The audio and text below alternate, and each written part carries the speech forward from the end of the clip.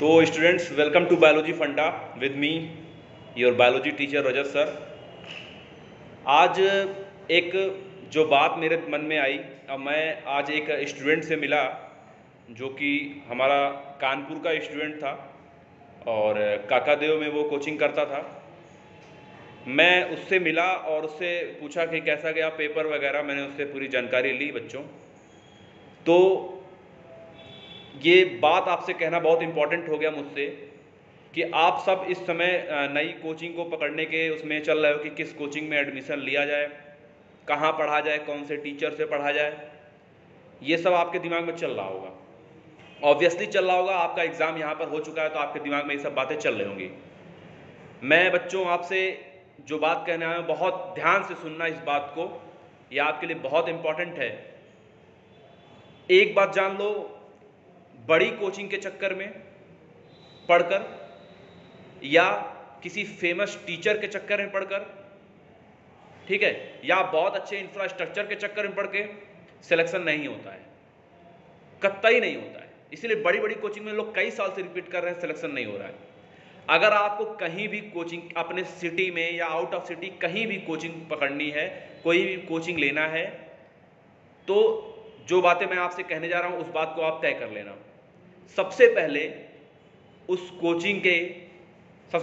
Coaching में जाना या ना जाना, उस कोचिंग के किसी पुराने स्टूडेंट, किसी प्रीवियस स्टूडेंट से उस कोचिंग के टीचर के बारे में पूछना। सबसे पहली बात मैं आपसे कह रहा हूं, उस कोचिंग के जाना ना जाना कोई बात नहीं, उस कोचिंग में जाकर आप पुराने उसके टीचर से पूछना कि क्या उस आपके टीचर ने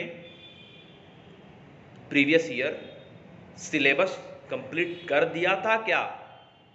पहली बात, सबसे इंपॉर्टेंट बात। दूसरी बात, सिलेबस कंप्लीट करने के बाद क्या उस टीचर ने रिवाइज करवाया था क्या। ये दो बात क्लियर करना, क्या कंप्लीट कोर्स हो गया था, क्या उस टीचर ने रिवाइज किया था। अगर ये दो काम नहीं होता, चाहे टीचर कोई भी हो, चाहे कोचिंग कोई भी हो, चाहे वो आप 5-5 लाख रुपए एक साल का दिए हो, चाहे 2 लाख 4 लाख जो भी दिए हो, कितनी बड़ी भी कोचिंग हो, कैसा भी फेमस टीचर हो, 1 महीना 2 महीना पढ़ाए तो क्या मतलब है। दिसंबर तक पढ़ा के छोड़ दे, फरवरी तक पढ़ा के छोड़ दे तो क्या मतलब है। तो याद रखना, ये दो बात पूछना, क्या टीचर ने कोर्स कंप्लीट करवाया, क्या टीचर ने रिवीजन कराया, बार बार रिवीजन करवाया कि नहीं करवाया, कब तक जुड़ा था वो टीचर आपसे, क्या एग्जाम से पहले 10-15 दिन पहले क्या टीचर कांटेक्ट में आपसे आपकी हेल्प कर रहा था या नहीं कर रहा था। अगर यहां से आपका और आपके टीचर का कनेक्शन टूटता है, आपका कोच होता है टीचर, और जब टीचर से आपका कनेक्शन टूटता है तो सिलेक्शन का जो प्रोबेबिलिटी है वो बहुत कम हो जाता है।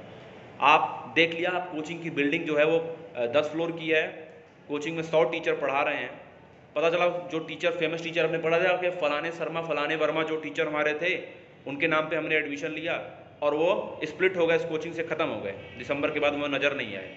तो this is vast condition for you, इससे बचना है आपको। और ये मुझे लगता है कि मेरा इस मंथ का सबसे इम्पोर्टेंट जो बात मुझे आपसे कहनी थी वो यही है कि इस बात को ध्यान में रखना, तभी एडमिशन लेना। ठीक है स्टूडेंट्स, तो थैंक यू सो मच। मुझे लगता है कि इस बात को याद रखोगे और इन सब चीज़ों को अवॉइड करोगे। सही टीचर को पकड़ो, पढ़ो और सिलेक्शन लो, कॉलेज में जाओ। That's it, thank you.